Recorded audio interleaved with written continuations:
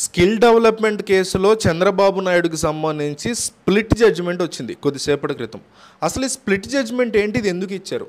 Supreme court కొన్ని సందర్భాల్లో ఎంత కాదనుకున్నా జడ్జిలు కూడా మనుషులే కదా, ఒక్కొక్కళ్ళకి భిన్న భిన్న అభిప్రాయాలు ఉంటాయి. ఇలాంటివి రేర్ కేసెస్లో జరుగుతూ ఉంటాయి.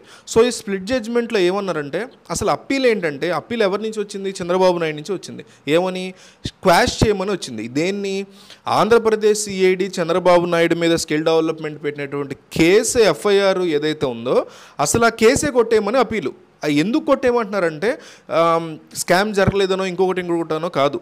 ఈ అరెస్ట్ చేసేటువంటి విధానం కరెక్ట్గా లేదు. గవర్నర్ యొక్క పర్మిషన్ లేకుండా అరెస్ట్ చేశారు. నంద్యాలలో అర్ధరాత్రి అరెస్ట్ చేశారు. ఒక మాజీ ముఖ్యమంత్రిని, లెజిస్లేటివ్ని, ఇన్ని సంవత్సరాలుగా ఎమ్మెల్యేగా ఉంటున్నటువంటి వ్యక్తిని మంత్రిగా, ముఖ్యమంత్రిగా చేసినటువంటి ఒక వ్యక్తిని మీరు అరెస్ట్ చేసేటప్పుడు ఎట్టి పరిస్థితుల్లో గవర్నర్ యొక్క పర్మిషన్ తీసుకోవాలి. సెక్షన్ 17A ఈయనకి వర్తిస్తుంది అనేటువంటి అంశాన్ని తెర మీదకి తీసుకొచ్చింది చంద్రబాబు నాయుడు తరఫున లాయర్ తీసుకొచ్చి. సో ఈ కేసే లెక్కలోకి రాదు. మీరు తర్వాత మళ్ళీ పర్మిషన్ తీసుకుని అరెస్ట్ చేసుకోండి. మేము ఎట్లాగో స్కామ్ చేయలేదు, అప్పుడు మళ్ళీ మేము నిరూపించుకుంటాం. కానీ ఈ అరెస్ట్ ఏదైతే జరిగిందో ఇది అన్యాయము, ఇది కరెక్ట్ పద్ధతిలో అరెస్ట్ చేయలేదు, గవర్నర్ పర్మిషన్ తీసుకోలేదు, సెక్షన్ 17A కిందకి చంద్రబాబు నాయుడు వస్తారు అనే కాన్సెప్ట్ మీద వీళ్ళు కేసేశారు. అయితే సెక్షన్ 17A అనేది 2018కి ముందు మాత్రమే పర్మిషన్ తీసుకోవాలి. అంటే 2018కి ముందు పెట్టినటువంటి ఎఫ్ఐఆర్లు అయితేనే పర్మిషన్ తీసుకోవాలి. 2018 తర్వాత పెట్టినటువంటి ఎఫ్ఐఆర్లు అయితే పర్మిషన్ తీసుకోకర్లేదు. ముందైతే తీసుకోకర్లేదు, తర్వాత అయితే తీసుకోవాలనేటువంటి అంశాన్ని ఏపీసీఐడి చెప్తుంది. ఈ రెండింటి అంశాలు సుప్రీంకోర్టుకి వెళ్ళడం చాలా రోజుల నుంచి, ఎన్నో వారాలు, నెలల నుంచి ఈ విషయం అక్కడ నాంతూ ఉండడంతో ఇప్పుడు దాని మీద కేసు మీద సుప్రీంకోర్టు తీర్పు వెలువరించాల్సినటువంటి పరిస్థితి.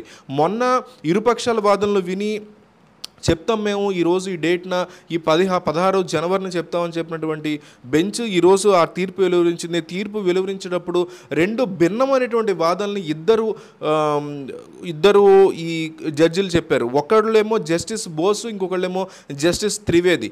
ఒకళ్ళేమో త్రిసభ్య ధర్మాసనానికి ఇవ్వాలని ఇద్దరు కలిపి బెంచ్ చెప్పింది. అంటే త్రిసభ్య ధర్మాసనం, చీఫ్ జస్టిస్ ఆఫ్ ఇండియా దీన్ని చూసుకోవాలి, ఇక మీదట ఆయన ఈ కేసు డీల్ చేయాలని ఇద్దరు ఒప్పుకున్నా కూడా ఒకళ్ళు ఏమంటారంటే 17A కిందకి చంద్రబాబు నాయుడు రారు, ఆయనకి రాకపోవడానికి ఇవి కారణాలని కొంతమంది, లేదు సెక్షన్ 17A కిందకు వస్తారు, సో ఈ అప్పీల్ని మనం యాక్సెప్ట్ చేయాలి, చేసి కేసును కొట్టేయాలని ఇంకొకళ్ళు తీర్పు చెప్పారు. సో ఈ తీర్పుని తీసుకువెళ్ళి చీఫ్ జస్టిస్ ఆఫ్ ఇండియా ముందు కానీ త్రిసభ్య ధర్మాసనం ఇంకొక ముగ్గురు ఉండేటువంటి ప్యానెల్లో కానీ పెట్టాలి అని వీళ్ళిద్దరూ కలిసి దీన్ని సిఫార్సు చేస్తున్నారు.